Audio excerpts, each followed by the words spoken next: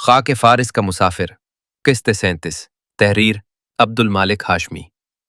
امام علی بن موسیٰ رضا رحمۃ اللہ علیہ کا مزار تہران سے تقریباً 1.5 گھنٹے کی پرواز کے بعد ہمارا جہاز مشہد کے ہوائی اڈے پر اترا۔ گھڑی میں دوپہر کے 2:30 بج رہے تھے۔ ہوائی اڈے سے باہر قدم رکھتے ہی یوں محسوس ہوا جیسے ایک اور ایران میرا منتظر ہو۔ تہران کی چہل پہل سے مختلف اس شہر کی فضا میں ایک عجیب سا سکون اور وقار تھا۔ شاید اس کی وجہ وہ عظیم ہستی تھیں جن کے نام سے یہ شہر دنیا بھر کے کروڑوں مسلمانوں کے دلوں میں بستا ہے۔ امیگریشن اور سامان کی کارروائی مکمل کر کے باہر نکلا تو ٹیکسی والوں کی نظریں ہر نئے آنے والے مسافر کا جائزہ لے رہی تھیں۔ ایک سفید بالوں والے ڈرائیور نے قریب آ کر مسکراتے ہوئے پوچھا، حرم؟ میں نے بھی مسکرا کر جواب دیا، بلے حرم۔ اس نے خاموشی سے میرا سامان ڈگی میں رکھا اور گاڑی شہر کی طرف چل پڑی۔ سڑکیں کشادہ تھیں، ٹریفک منظم تھیں اور زندگی اپنے معمول کے مطابق رواں تھی۔ اچانک ڈرائیور نے سامنے کی طرف ہاتھ اٹھایا، گنبد طلا۔ میں نے کھڑکی سے باہر دیکھا۔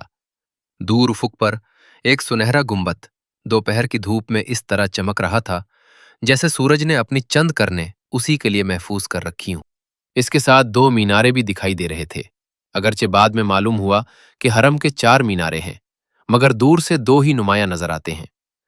پہلی ہی نظر میں احساس ہو گیا کہ یہی مشہد کی شناخت ہے اور یہی اس شہر کا دھڑکتا ہوا دل۔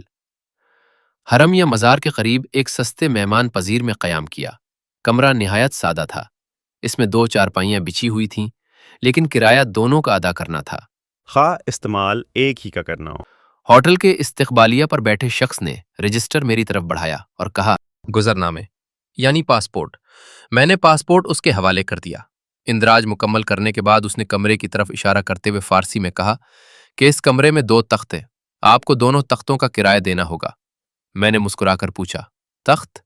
وہ ہنس پڑا۔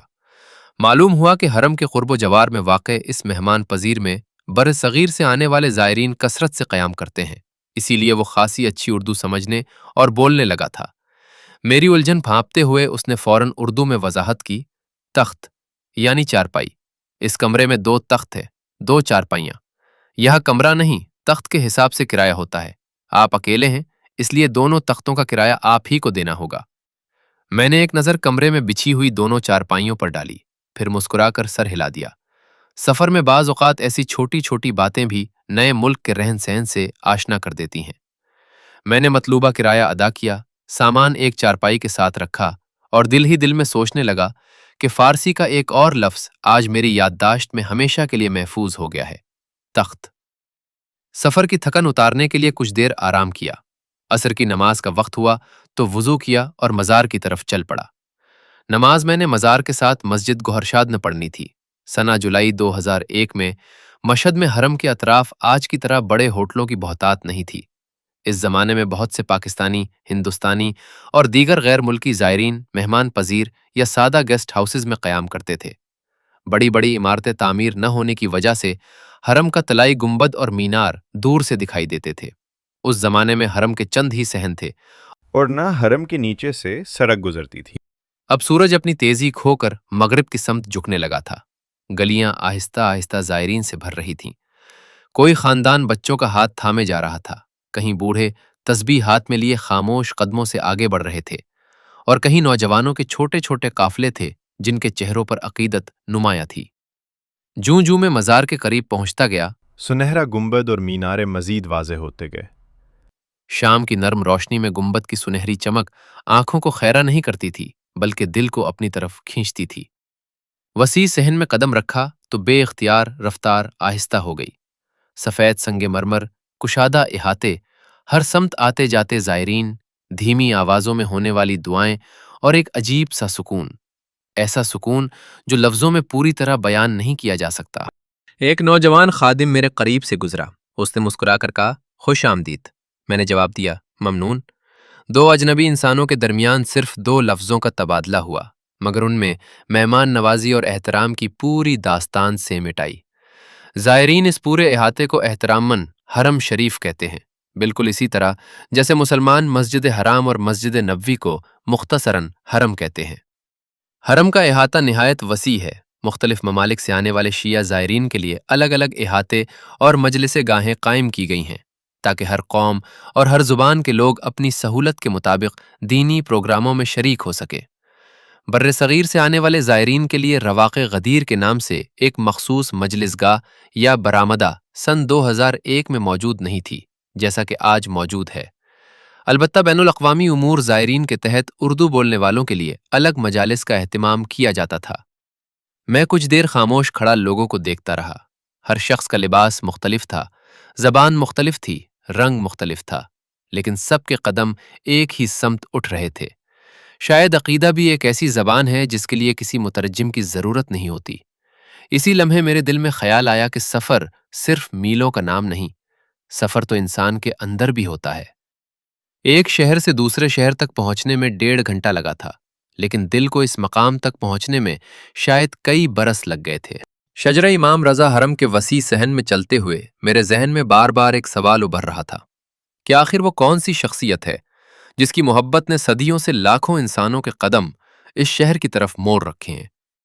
امام علی بن موسیٰ رضا رحمۃ اللہ علیہ اہل تشیع کے 8ویں امام ہیں۔ آپ کی ولادت مدینہ منورہ میں ہوئی۔ آپ کے والد امام موسیٰ کاظم رحمۃ اللہ علیہ تھے اور نسب کے اعتبار سے آپ خالص عرب خاندان سے تعلق رکھتے تھے۔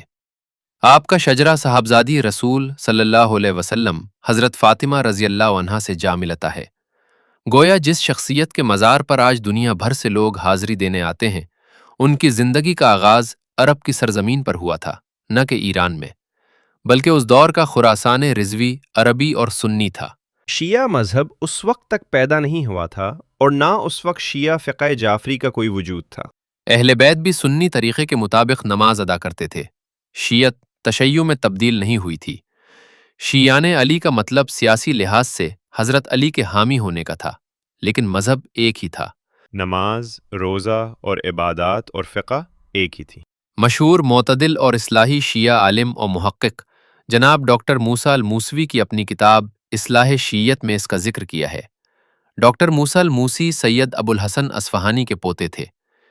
ڈاکٹر موسیٰ الموسوی سید ابو الحسن اصفہانی کے پوتے تھے اور سید ابو الحسن اصفہانی اہل تشیع کے لیے مرجع تقلید تھے۔ اسی زمانے میں عباسی خلافت کا سیاسی مرکز بغداد سے خراسان کے شہر مرو منتقل ہو چکا تھا۔ خلافت کے علمی، دینی اور سرکاری حلقوں میں عربی کو بنیادی حیثیت حاصل تھی، جبکہ خراسان اور ایران کے عام باشندوں کی زبان فارسی تھی۔ اسی لیے امام رضا جب مدینہ سے خراسان تشریف لائے تو زبان ان کے لیے کوئی اجنبی چیز نہ تھی۔ عربی پورے عالم اسلام کی علمی اور دینی زبان تھی، جس سے یہاں کے اہل علم بخوبی واقف تھے۔ امام رضا نے اپنی زندگی میں 3 عباسی خلفاء ہارون الرشید، امین اور مامون الرشید کا دور دیکھا۔ شیعہ روایات کے مطابق مامون الرشید کی دعوت پر آپ مدینہ منورہ سے خراسان تشریف لائے۔ یہیں آپ کی عمر تقریباً 55 برس ہوئی اور یہیں آپ کا وصال ہوا۔ اہل تشیع کا عقیدہ ہے کہ آپ کو زہر دے کر شہید کیا گیا۔ امام رضا نے اپنی زندگی میں 3 عباسی خلفاء ہارون الرشید، امین اور مامون الرشید کا دور دیکھا۔ شیعہ روایات کے مطابق مامون الرشید کی دعوت پر آپ مدینہ منورہ سے خراسان تشریف لائے۔ یہیں آپ کی عمر تقریباً 55 برس ہوئی اور یہیں آپ کا وصال ہوا۔ اہل تشیع کا عقیدہ ہے کہ آپ کو زہر دے کر شہید کیا گیا۔ حرم کے صحن میں کھڑے ہو کر میں ایک اور تاریخی حقیقت پر غور کر رہا تھا۔ یہ ایک سنی عرب فرزند کا مزار ہے، مگر اس کے گرد آباد ہونے والی پوری تہذیب آج شیعہ فارسی رنگ میں رنگی ہوئی ہے۔ صدیوں کے سیاسی اور ثقافتی تغیرات، خصوصاً صفوی دور کے بعد ایران کی شناخت پہلے سے کہیں زیادہ فارسی اور شیعہ ہو گئی۔ آج زائرین کی اکثریت فارسی بولتی ہے، بازاروں میں فارسی سنائی دیتی ہے اور شہر کی روح بھی فارسی تہذیب میں رچی بسی محسوس ہوتی ہے۔ مگر اس فارسی ماحول کے عین مرکز میں آرام کرنے والی شخصیت مدینہ کی عرب سرزمین سے تعلق رکھتی ہے۔ تاریخ کبھی کبھی ایسے دلچسپ تضادات بھی اپنے دامن میں سموئے رکھتی ہے جن پر بعد کے ادوار میں ایک عام شخص کے لیے یقین کرنا مشکل ہو جاتا ہے۔ مزار کے انگریزی طرز کے مجاور۔ حرم کے مرکزی دروازے پر پہنچا تو سب سے پہلے میری نگاہ وہاں کھڑے خدام اور مجاوروں پر پڑی۔ ان کی وردی دیکھ کر میں چند لمحوں کے لیے ٹھٹک گیا۔ انہوں نے ہوائی جہاز کے پائلٹوں سے مشابہ چھجے والی ٹوپیاں پہن رکھی تھیں۔ استری کی ہوئی نفیس وردی زیب تن تھی اور ان کی چال ڈھال بھی کسی جدید سیکیورٹی فورس کے اہلکاروں جیسی تھی۔ میں نے بے اختیار قریب کھڑے ایک خادم کو سلام کیا۔ السلام علیکم۔ اس نے مسکراتے ہوئے جواب دیا، وعلیکم السلام، خوش آمدید، زیارت قبول ہو۔ میں نے حیرت سے اس کی وردی کی طرف دیکھتے ہوئے پوچھا، آپ لوگوں کی وردی تو کسی ہوائی جہاز کے پائلٹ یا کسی باقاعدہ سرکاری افسر جیسی معلوم ہوتی ہے۔ وہ ہلکا سا مسکرایا اور بولا، ہم زائرین کی خدمت کے لیے مقرر ہیں، اللہ ہمیں اس خدمت کی توفیق دے۔ میں نے شکریہ ادا کیا اور آگے بڑھ گیا، لیکن اس مختصر گفتگو نے میرے دل میں خوشگوار تاثر چھوڑ دیا۔ میرے ذہن میں اس تاریخی اور مقدس مقام کا ایک بالکل مختلف نقشہ تھا۔ میں تصور کیے ہوئے تھا کہ اس قدیم عمارت کے محافظ لمبے جبے، سروں پر امامے سجائے، روایتی انداز میں آنے والے زائرین کا استقبال کر رہے ہوں گے، لیکن حقیقت اس تصور سے یکسر مختلف نکلی۔ جدید طرز کی وردی میں ملبوس یہ مجاور میرے لیے غیر متوقع منظر تھا۔ شاید اس کی ایک وجہ یہ بھی تھی کہ پاکستان میں مزاروں کے مجاوروں کی جو تصویر ہمارے ذہن میں نقش ہوتی ہے وہ درویشوں، سجادہ نشینوں یا ملنگوں کے روایتی لباس سے وابستہ ہوتی ہے۔ اس کے مقابلے میں یہاں کے مجاور زیادہ تر کسی منظم سرکاری ادارے کے تربیت یافتہ اہلکار دکھائی دیتے تھے۔ میں ابھی اسی حیرت میں تھا کہ ایک مجاور میری نظروں کے سامنے سے گزرا۔ اس کی پشت پر گلاب عرق کا ایک بڑا سا ٹینک بندھا ہوا تھا۔ ایک ہاتھ سے وہ پمپ کو مسلسل دبا رہا تھا اور دوسرے ہاتھ میں ایک لمبی، باریک دھاتی نلکی تھامے ہوئے تھا۔ نلکی کے دہانے سے گلاب عرق کے نہایت باریک قطرے فوارے کی صورت فضا میں بکھر رہے تھے۔ چند ہی لمحوں میں ارد گرد کی ہوا گلاب کی لطیف خوشبو سے مہک اٹھی۔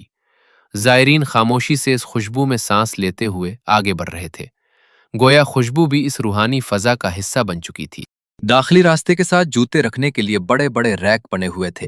کچھ زائرین اپنے جوتے انہی خانوں میں رکھ کر اندر جا رہے تھے، جبکہ بہت سے لوگ اپنے ساتھ کپڑے کی چھوٹی تھیلیاں لائے ہوئے تھے۔ وہ جوتے ان تھیلیوں میں ڈال کر اپنے ساتھ ہی حرم میں لے جاتے تھے۔ اس منظر سے اندازہ ہوتا تھا کہ یہاں لاکھوں زائرین کی آمد و رفت کے باوجود نظم و ضبط اور سہولت کا خاص اہتمام کیا گیا ہے۔ جب میں آج ان یادوں کو دہراتا ہوں تو محسوس ہوتا ہے کہ عمارتیں بدل گئی ہیں، راستے وسیع ہو گئے ہیں، رواق بڑھ گئے ہیں اور سہولتیں کئی گنا زیادہ ہو چکی ہیں، لیکن گلاب کی وہ خوشبو، خدام کی مسکراہٹ اور پہلی زیارت کی کیفیت آج بھی میرے حافظے میں اسی طرح محفوظ ہے جیسے 16 جولائی 2001 کی صبح تھی۔